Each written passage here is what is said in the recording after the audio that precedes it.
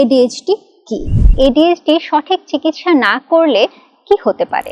এডিএইচডির চিকিৎসা আমরা কিভাবে করি?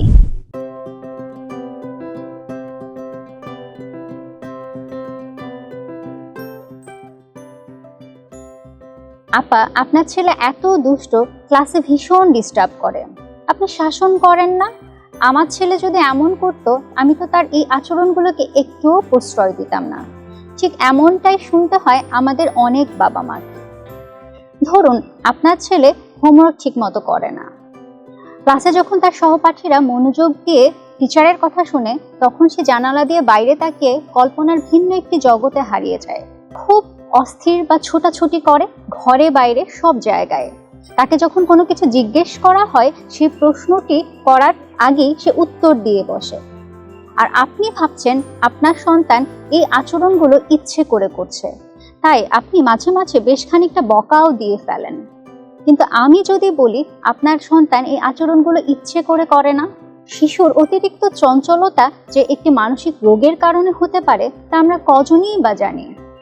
আমরা চাইল্ড অ্যান্ড অ্যাডোলেসেন্ট সাইকিয়াট্রিস্টরা শিশুর অতিরিক্ত চঞ্চলতাকে এডিএইচডি বলে থাকি। এখন আমি আপনাকে বলবো এডিএইচডি কি।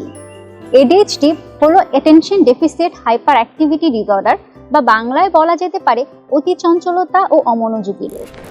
এডিএইচডি একটি নিউরো ডেভেলপমেন্টাল ডিসঅর্ডার বা মস্তিষ্কের বিকাশজনিত রোগ।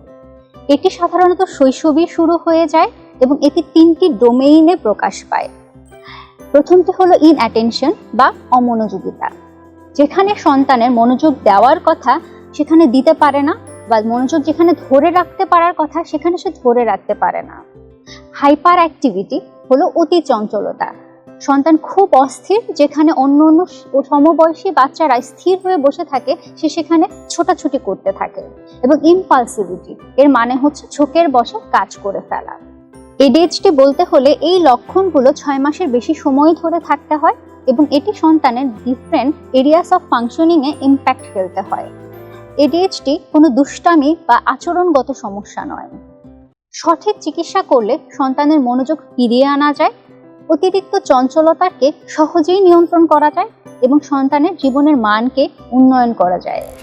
এখন আপনার মাথায় এই প্রশ্নটি আসতে পারে যে এডিএইচডি সঠিক চিকিৎসা না করলে কি হতে পারে? এডিএইচডি-তে ভুগছে এমন একটি শিশু যদি সঠিক চিকিৎসা না করা হয়, তাহলে ইনঅ্যাটেনশনের জন্য সে পড়াশোনায় মনোযোগ দিতে পারবে না, তার একাডেমিক পারফরমেন্স ধীরে ধীরে ফল করবে। হাইপার অ্যাক্টিভিটি ও ইম্পালসিভিটির জন্য সে হুট করে এমন কিছু একটা করে বসবে যার কারণে শিক্ষক, অভিভাবক বা অন্যদের কাছে তাকে শাস্তি পেতে হয়। এভাবে সন্তানটির ধীরে ধীরে নিজস্ব আত্মবিশ্বাস কমে যেতে থাকে এবং পরবর্তীতে এডিএইচডির সাথে অন্যান্য মানসিক রোগ চলে আসতে পারে। এখন আমি আপনাদেরকে বলবো এডিএইচডির চিকিৎসা আমরা কিভাবে করি।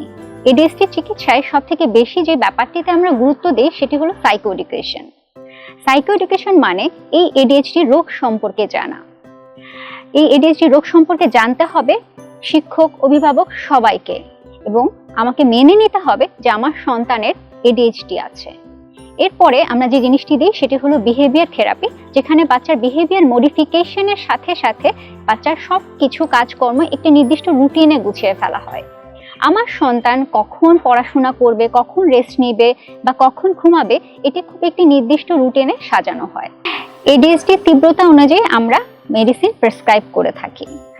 আপনার আশেপাশে যদি এমন কোনো শিশু থাকে, আপনি যদি মনে করেন যে সে এডিএইচডিতে ভুগছে, তাহলে তার প্রতি যত্নশীল হন, ধৈর্যশীল হন এবং তার প্রতি ইতিবাচক মনোভাব রাখুন। তাকে একজন চাইল্ড অ্যান্ড অ্যাডোলেসেন্ট সাইকিয়াট্রিস্টের সাথে দেখা করার পরামর্শ দিন, কারণ আজকের শিশু আগামী দিনের ভবিষ্যৎ। তাদের সঠিক বিকাশ নিশ্চিত করাই আমাদের দায়িত্ব। আমি এতক্ষণ আপনাদের সাথে ছিলাম ডক্টর ফাতেমাতুজ জোহরা জ্যোতি, একজন চাইল্ড অ্যান্ড অ্যাডোলেসেন্ট সাইকিয়াট্রিস্ট। আমি বর্তমানে লিড দিচ্ছি আকিদা হেলথ কেয়ার লিমিটেডের চাইল্ড অ্যান্ড অ্যাডোলেসেন্ট সাইকিয়াট্রি ডিপার্টমেন্টকে। এছাড়াও আমি কর্মরত আছি রেজিস্ট্রার হিসেবে ন্যাশনাল ইনস্টিটিউট অফ মেন্টাল হেলথে। সবার শুভকামনা করে আজকে এখানেই শেষ করছি। ভালো থাকবেন।